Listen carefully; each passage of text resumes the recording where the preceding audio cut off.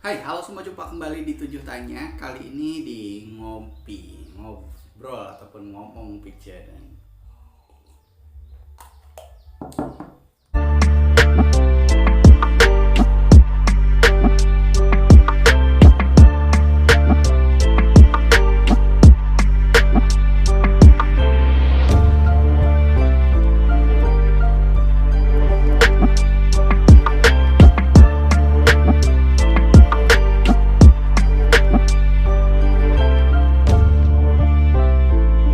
Kali ini saya mau ngomongin, dan boleh dibuang juga omongannya ya.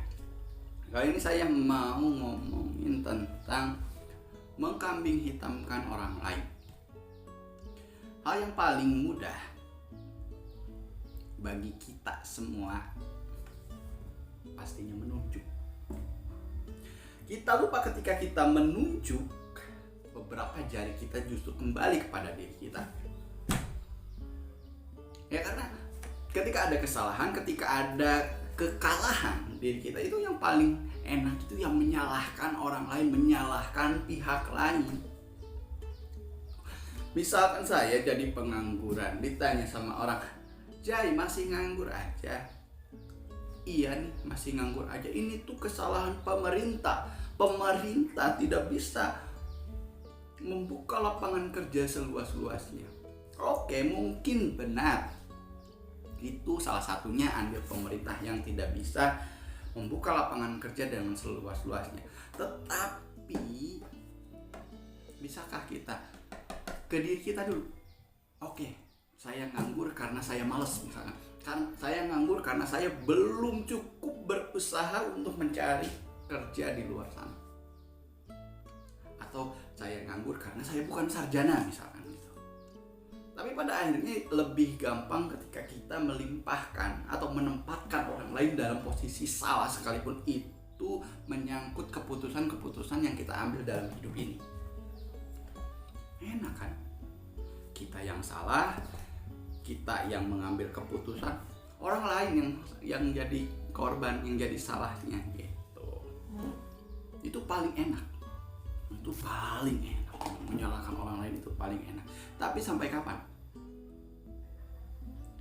Sampai kapan kita tidak bisa mengakui kesalahan kita? Sampai kapan kita tidak bisa mengakui kelemahan kita? Contoh lain, timnas kita kalah pertandingan dari timnas Libya misalkan. Lalu mudahnya apa? Ini mah wasitnya nggak bener mimpin pertandingan. Itu mah rumput di sana terlalu bagus, jadi kita sulit beradaptasi. Kenapa kita tidak mengakui bahwa itu salah strategi kita misalkan, atau itu salah pemain kita misalkan? Nggak pernah kayak gitu kan. Oke, itu mungkin terlalu jauh tentang timnas. Tentang kita saja. Misalkan kita ambil contoh lain. Misalkan di masjid kita, di masjid desa itu ada kegiatan, taruhlah sholat subuh berjamaah gitu. Dan suatu ketika kita tidak bisa menghadiri acara sholat subuh tersebut. Lalu ada temen nanya, "Jai, kemarin kemana? Kok nggak ikutan sholat subuh?" Misalkan seperti itu. Lalu, bro,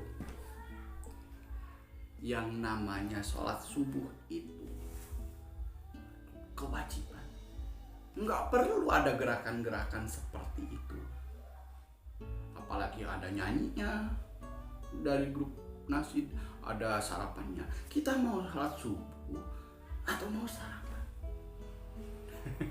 Begitu jawaban. Lah, malah menyalahkan orang lain yang ingin berniat baik.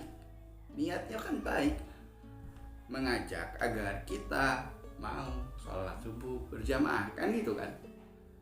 Dan kita tidak sholat subuh berjamaah, ya tinggal ya udah kesiangan misalkan, itu lebih gentle, itu lebih baik daripada mencari kambing hitam dari apa yang kita buat pada orang lain gitu. Dan masih banyak sekali contoh-contoh yang kita bisa ambil yang menegaskan bahwa mencari kambing hitam itu lebih gampang. Dan kalau misalkan kita mau maju, setidaknya diri kita, untuk hidup kita, ya buanglah hal seperti itu. Mulai dari bisa mengakui kesalahan sendiri, mulai dari bisa mengakui ya udah salah gitu. Ya udah salah. Misalkan harus minta maaf, ya minta maaf. Harus diperbaiki, ya harus diperbaiki. Mulailah dari itu saja dulu. Gitu. Jadi sampai jumpa di episode berikutnya, masih di Ngomong Bercanda. Sudah ngopi belum?